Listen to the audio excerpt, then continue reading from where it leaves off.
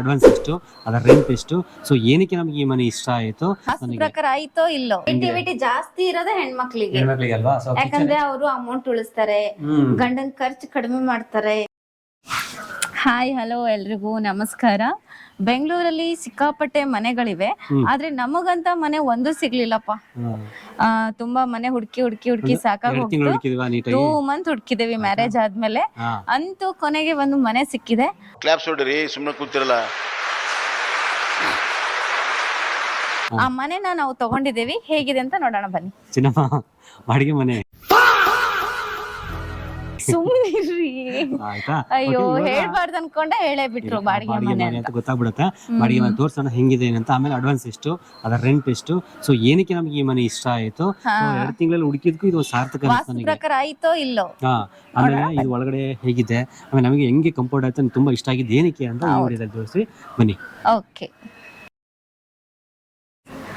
ಸ್ವಾಗತ, welcome my new home. ಇದು ನಮ್ಮ ಹಾಲ್ ರೂಮ್.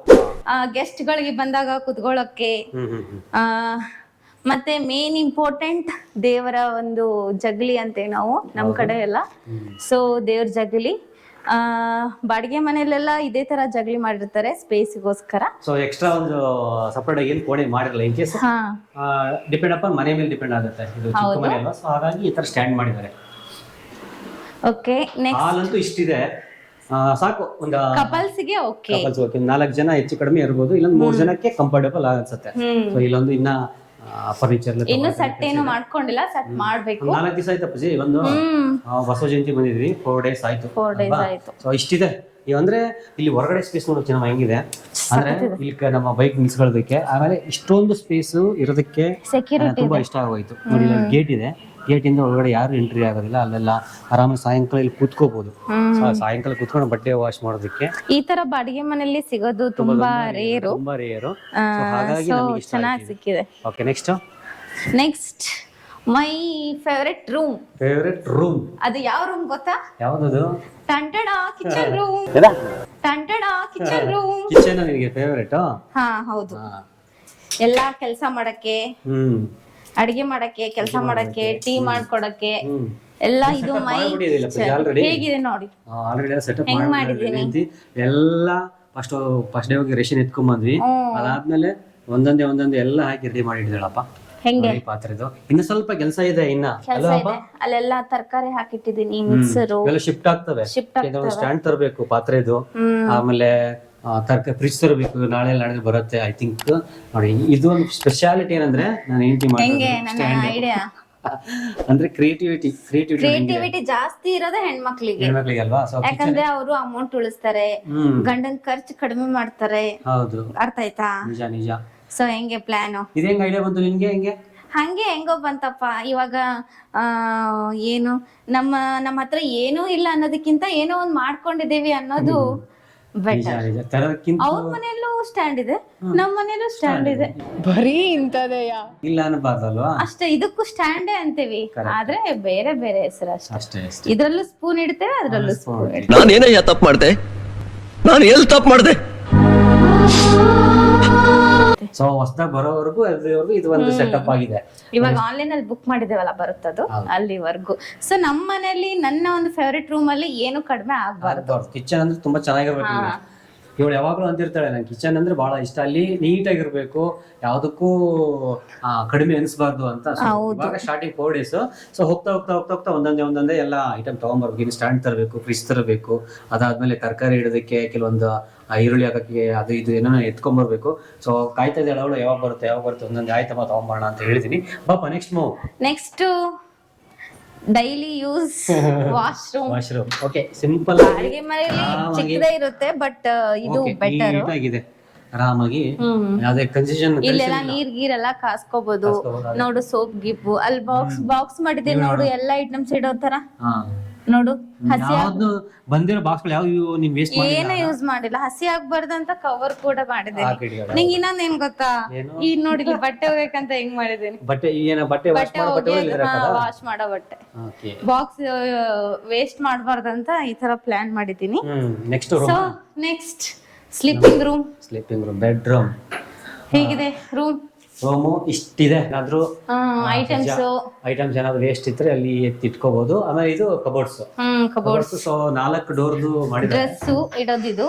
ಇವತ್ತು ಬೆಳಗ್ಗೆ ನಂಗೆ ಡ್ರೆಸ್ ಸಿಗ್ಲಿಲ್ಲ, ಎಲ್ಲ ಕಿತ್ತಾಕಿನಿ. ಅಲ್ಲಿ ಏನು ಸೆಟಪ್ ಮಾಡಿಲ್ಲ, ಇನ್ನೇನು ಮಡ್ಚಿ ಏನು ಇಟ್ಟಿಲ್ಲ, ಎಲ್ಲ ನೀಟಾಗಿ ಇಟ್ಟಿದ್ದೆ. ಡ್ರೆಸ್ ಸ್ನಾನ ಮಾಡಕಂತ ಡ್ರೆಸ್ ಹುಡುಕಿದೆ,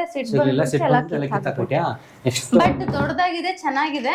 ನಾವ್ ಹ್ಯಾಂಗರ್ ಏನಾದ್ರೂ ಹಾಕೊಂಡ್ರೆ ರೆಡಿ ಮಾಡ್ಬೋದು. ಆಮೇಲೆ ಇನ್ನೊಂದು ವಾರದಲ್ಲಿ ಮಂಚ, ಆಮೇಲೆ ಬೀರೋ ಬರುತ್ತಲ್ಲ, ಅವೆಲ್ಲ ಸೆಟಪ್ ಆಗತ್ತೆ ಸಡನ್ ಆಗಿ ಒಂದೇ ದಿವಸ. ಇಲ್ಲಿ ಸದ್ಯಕ್ಕೆ ನನ್ ಮೇಕಪ್ ಬಾಕ್ಸ್ ಮತ್ತೆ ಅವೇ ಎಲ್ಲ ಮೇಕಪ್ ಬಾಕ್ಸ್. ಓಹೋ, ಅಷ್ಟೊಂದಾ? ನೋಡು, ಇದೆಲ್ಲ ಮೇಕಪ್ ದೇ. ಇದ್ರ ಸ್ವಲ್ಪ ಜೀನ್ಸ್ ಪ್ಯಾಂಟ್ ಇದೆ, ಅದ್ ಸೆಟ್ ಆದ್ಮೇಲೆ ಇವೆಲ್ಲ ಇಲ್ಲಿ ಹಾಸಿಗೆ ಇಡ್ಬೋದು. ಆ ಕಡೆ ದಿನಸು, ಈ ಕಡೆ ಹಾಸಿಗೆ. ಇಲ್ಲೊಂದು ಕಾಟ್ ಕೂತ್ಕೋತದೆ, ಇಲ್ಲೊಂದು ಮಂಚ ಬರುತ್ತೆ, ಅಲ್ಲಿ ಬೀರೋ ಬರುತ್ತೆ. 4-5 ದಿವಸದಲ್ಲಿ ಅದನ್ನ ಬಂದು ಸೆಟಪ್ ಮಾಡ್ಕೊಂಡು ಎಲ್ಲ ಸೆಟ್. ಚೆನ್ನಾಗಿದೆ ರೂಮು.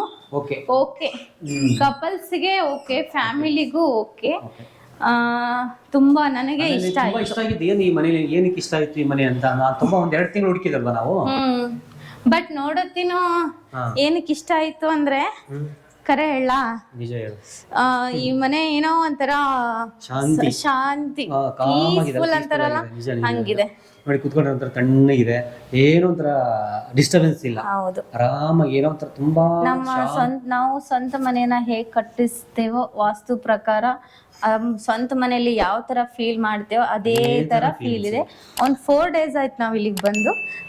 ಇನ್ನ ಒಂದೊಂದ್ ಮನೆಯಲ್ಲಿ ನಿದ್ದೆ ಮಾಡಿದ್ರೆ ಸರಿಯಾಗಿ ನಿದ್ದೆ ಬರಲ್ಲ, ಕೆಟ್ಟ ಕನ್ಸು ಆತರ ಬೀಳುತ್ತೆ, ಸಮಾಧಾನ ಇರಲ್ಲ, ಏನೋ ಒಂಥರ ಗಲಿಬಿಲಿ ಇರುತ್ತೆ. ನಾವು ನೋಡಿದ್ವಲ್ಲ, ಒಂದು 4-5 ಮನೆ ನೋಡಿದ್ವಿ, ಎಷ್ಟೊಂದು ಮನೆ ನೋಡಿದ್ವಿ, ಹತ್ರ ಒಂದು 10 ಮನೆ ಅಂತ ನೋಡಿದ್ವಿ. ಓನರ್ ಚೆನ್ನಾಗಿದ್ರೆ ಮನೆ ಚೆನ್ನಾಗಿರಲ್ಲ, ಮನೆ ಚೆನ್ನಾಗಿದ್ರೆ ಓನರ್ ಚೆನ್ನಾಗಿರಲ್ಲ. ಸಣ್ಣ ಮನೆಗೆಲ್ಲ 20,000 ಸಾವಿರ 15,000 ಸಾವಿರ ಮತ್ತೆ 2 ಲಕ್ಷ ಇರೋದು, ಆಮೇಲೆ ರೋಡ್ ಅಲ್ಲಿ ಇರೋದು, ಆಮೇಲೆ ಡಿಸ್ಟರ್ಬೆನ್ಸ್. ಸೊ ಕೊನೆಯದಾಗಿ ಚೆನ್ನಾಗಿರೋ ಸಿಕ್ಕರೆ ಸಾಕಪ್ಪ ಅಂತ ಅನ್ಕೊಂಡಾಗ ಈ ಮನೆ ಸಿಕ್ತು.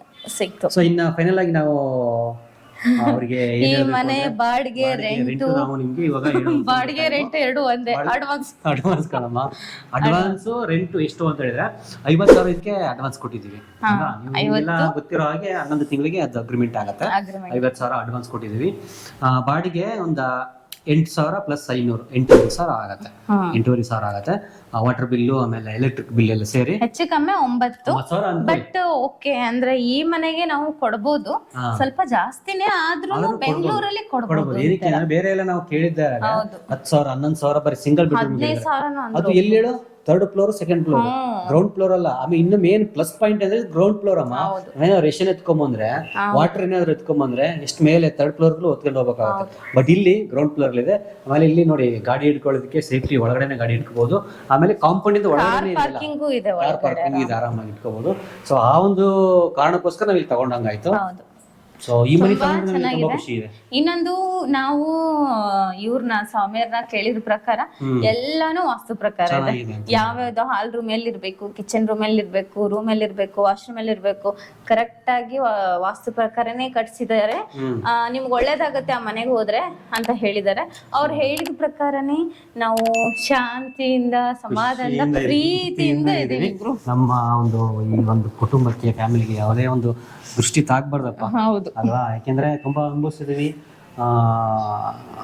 ಯಾವ್ದು ಹೇಳೋದ್ ಬೇಡ, ಬಟ್ ಚೆನ್ನಾಗಿದ್ರೆ ಸಾಕು, ಎಲ್ರು ಚೆನ್ನಾಗಿರ್ಬೇಕು ಅಷ್ಟೇ ಅಲ್ವಾ. ಸೊ ಇನ್ಮೇಲೆ ಯೂಟ್ಯೂಬ್ ವಿಡಿಯೋ ಸ್ಟಾರ್ಟ್ ಮಾಡ್ಬೇಕು ಅಂತ ಅನ್ಕೊಂಡಿದೀವಿ. ಇಷ್ಟು ದಿನ ಮಾಡ್ಬೇಕು ಅನ್ನೋ ತಲೆಯಲ್ಲಿತ್ತು, ಬಟ್ ನಮ್ದೇ ಆದ ಮನೆ ಮತ್ತೆ ಮದ್ವೆ ಕೆಲಸ ಇತ್ತು, ಅದೆಲ್ಲ ಮುಗಿದಾಗಿ ಇವ್ರು ಇಲ್ಲಿದ್ರು ಕೆಲಸ ಸಂಬಂಧ, ನಾನು ಊರಲ್ಲಿದ್ದೆ. ಸೊ ಬರಕ್ಕೆ ಟೈಮ್ ಸಿಗ್ತಾ ಇರ್ಲಿಲ್ಲ. ಮನೆ ಕಾರಣಕ್ಕೆ ಅಲ್ಲಿದ್ವಿ. ಸೊ ಇನ್ ಮುಂದೆ ವಿಡಿಯೋ ಮಾಡ್ತಾ ಹೋಗೋಣ, ಖುಷಿಯಾಗಿ ಆರಾಮಾಗಿ ಇರೋಣ. ಓಕೆನಾ. ಸೊ ಈ ವಿಡಿಯೋ ನಿಮಗೆ ಇಷ್ಟ ಆಯಿತು ಅಂತ ಅನ್ಕೊಂಡಿದ್ದೀನಿ. ಸೊ ನೆಕ್ಸ್ಟ್ ವಿಡಿಯೋ ಏನೇನು ಮಾಡ್ತೀವಿ ಎಲ್ಲ ನೋಡ್ತಾ ಇರಿ.